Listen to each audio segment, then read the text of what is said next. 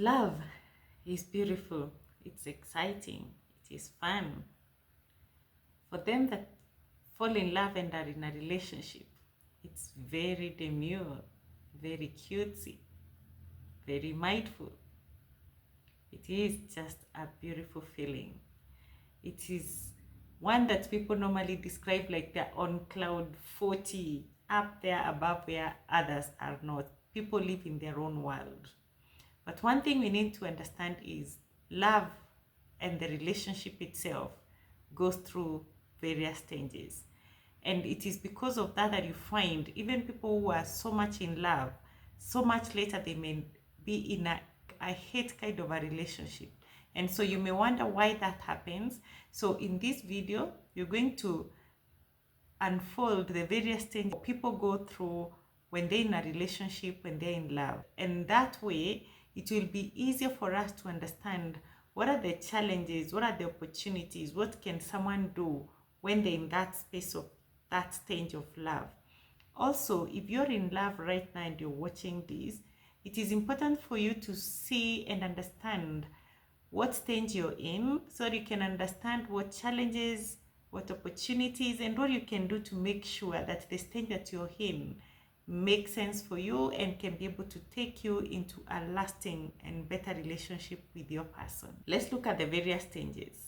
Stage 1 is called the excitement or the spark stage. This is the infatuation. We normally describe it as the honeymoon phase. You know, someone has a lot of butterflies, they miss each other so much.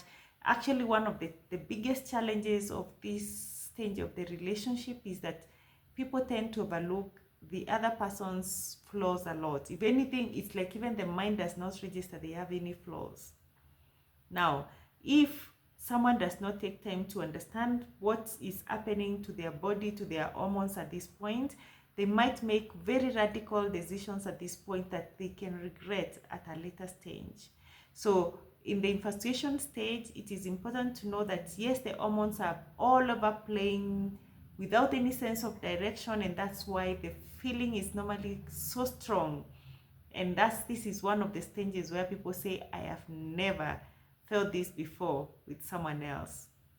But this is most likely is not the real place that you can be able to describe really what real love looks like.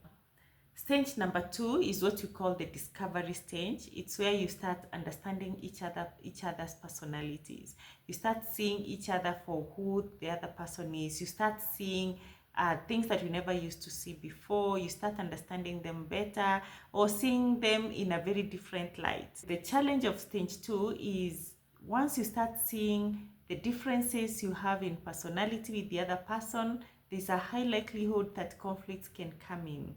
And at this point, it is important to understand that people are not the same. There is no way you'll ever find someone who is exactly like you. And so for that, it's going to appreciate that the other person is different from you, and you can actually embrace their differences so that you can be able to appreciate them for who they are, other than using the idea of the person that you were in the last stage with of infatuation where you never saw any flaws. Now it is important to understand that these people are different from you. Stage 3 is called the adjustment stage, or this is the power struggle stage. This is the most difficult stage of a relationship. Now, what happens at this stage is that people have discovered that they are different, and in this time, most of the times, people have grown off each other to an extent that you're not even willing to accommodate any of their differences. There's a lot of conflict, there's a lot of power struggle, there's a lot of competition. This is the time that one needs to develop proper emotional intelligence, to understand oneself, to understand why you feel the way you feel, why you react the way you react, and why the other person is doing things the way they are. It requires deep understanding. Otherwise, this is the moment most people don't pass this stage, and this is where relationships break.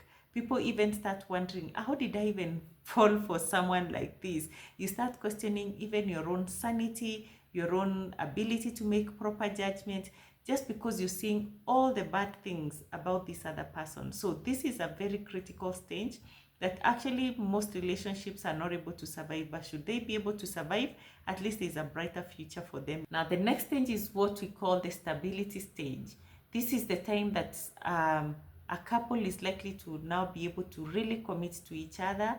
They've gone through the stage 3, which is very difficult, and now they're getting to know that yes, we are different and we can actually embrace each other this way. Now, the challenge here is just about acceptance, being able to understand that it is not possible to be like the other person. You've accepted that they are different, and now you're willing to live with them the way they are without having to try to change them.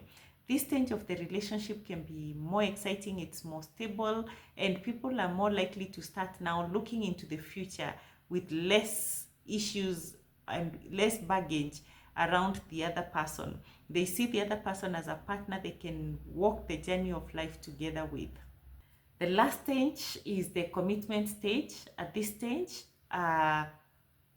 the couple has gotten to know each other, they've grown on each other, they understand each other. Actually, this is where times even say that they're even finishing each other's statement because of how much they've come to understand one another. So this stage is like almost going back to the love, but now it's more mature because now there is acceptance, people feel for each other, they're willing to give their all to the other person, and the other person is doing the same, being able to live together without struggle. And this stage is really very peaceful, it's very calm. Those who get to this stage, they're able to live their life happily. And I have seen, if you can remember, like some of our grandparents, when we met them, we've almost said like they've gone back to like being teenagers. And this is because now they're at that stage where they're committed to each other. This is the it, and they are happy to be with each other. It is my prayer and my hope that all of us can be able to find this kind of lasting love that is mature, that is beautiful, that is demure, that is very mindful of each other, so that we can have happy lives. I hope to see you in the next video so that we can continue learning and continue treating our hearts and mind so that we can be better people, we can be more holistic for a better future. Thank you.